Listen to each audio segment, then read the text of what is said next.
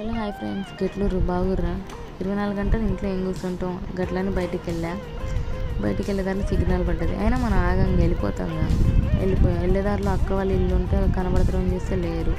రత్నదీప్ వెళ్ళలేదు.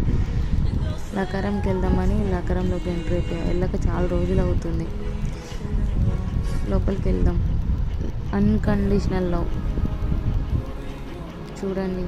దీని పేరు మ్యాక్సీ, బడ్డీ.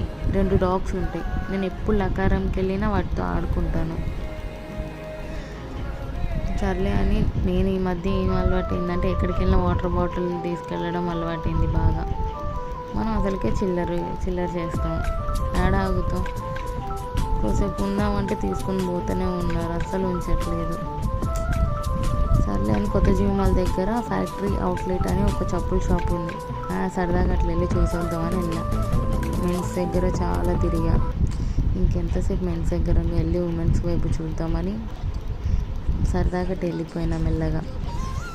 తెలుసుగా మా గర్ల్స్ గురించి, చెప్పులు కనబడ్డాయో చంద్రముఖిలాగా మారిపోతాం. మా అమ్మాయిలకి చెప్పులు, బట్టలు, మేకప్ ఇవి చాలా ఇంపార్టెంట్ ఇస్తాం మా లైఫ్లో. అన్ని చెప్పులు ఒకేసారి కనబడమంటే ఆనందం అసలు ఆగట్లేదు. కానీ అన్ని చెప్పులున్నా నాకు ఎందుకో నచ్చలేదు. సర్లే అని ఇంకా బయటికి వెళ్దామని స్టార్ట్ అయిపోయా. సరదాగా మా పాత ఇంటి వైపు వస్తే అక్కడ నాకు డాగ్ కనబడి దాంతో ఆడుకున్నా. ఇంకా లాస్ట్ కుల్ఫీ తినేసి ఇంక ఇంటికి వెళ్ళిపోయా. Bye friends.